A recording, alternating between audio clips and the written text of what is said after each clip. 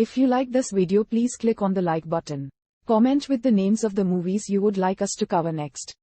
Click the subscribe button and press the bell icon to get notified of our latest creations. We cover 100 movies from around the world every day. To advertise with our channel, reach out to us. Our contact information is on our channel page. Now, let's move to the plot of this movie.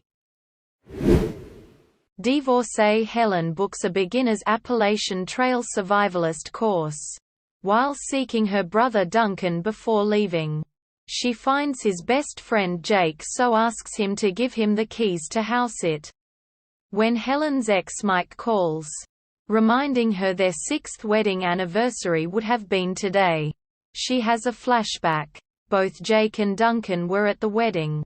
Disapproving of the very awkward Mike, northbound Helen pops in to see Gigi, the grandmother who'd raised them, on her drive from Pittsburgh, staying in the designated Connecticut motel. The next morning, the young guide Beckett gives them an overview of the hiking trip. They introduce themselves and 40-ish Helen discovers she's one of the eldest participants, which fellow older hiker Hugh happily points out. Then she is shocked to see Jake appear and introduce himself. Confronting Jake afterward, as he won't leave, Helen tells him to not interact with her and keep their connection quiet. Shortly after, the bus drops the group off at the 50-plus mile hike's starting point. Helen immediately gashes her leg on a rock. Jake, a doctor and therefore the designated EMT, dresses her wound and congratulates her on her divorce. After a short time, Helen gets scolded for stepping on a log, one of many rules they should have learned beforehand. Beckett shows them how to put up a bear hang to protect them and their food. Helen's tent mate Windy is crushing on Jake, but Helen only sees him as immature. The next morning, Helen asks Jake for help with blisters as she didn't bring the correct footwear and didn't prevent it. Beckett casts some of the blame on Mason, the Wall Street hiker, for not being a team player and pushing everyone. Windy tries to promote positive thinking. Everyone gets to know each other. Hugh sharing that he had been an aspiring actor but now sells insurance.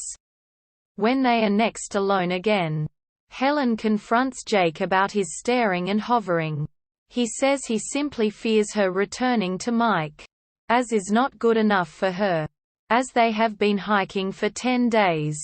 Beckett has them rehike a route, grouped according to speed. He insists Mason go with the slower hikers to promote team building. Before leaving, Beckett has a fit when he finds Helen's personal goal list, which had fallen from her pocket. No one fesses up to owning it.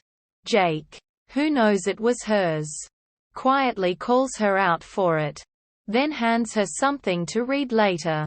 In Helen's hiking group, they gossip about Jake and Windy, suggesting there is chemistry. A quick kiss is mentioned.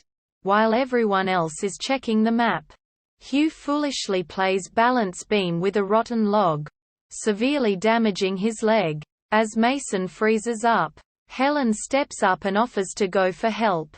Helen explains what happened when she reaches the lead group after nightfall, and they decide to go find them at dawn. Sharing a tent with Jake, she tells him her middle brother Nathan had drowned when she was 6. Helen felt responsible, and the family unraveled with first their dad, then their mother, leaving them. They both act jealous. Jake over her accepting Mike's constant messages and Helen over his kiss with Windy. Although it was during a game of truth or dare. Waking at dawn, Helen takes the other 3 to Hugh and company. She and the men carry him on a makeshift stretcher to an awaiting ambulance 3 miles away.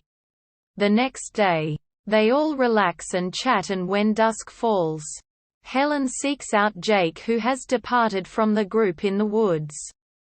Grateful, he hugs her, then explains he inherited a degenerative eye disease causing him to slowly lose his sight. It currently affects him most at night and is the reason why he couldn't find the glasses he'd dropped, and also why he'd stopped practicing medicine. They nearly kiss but are interrupted.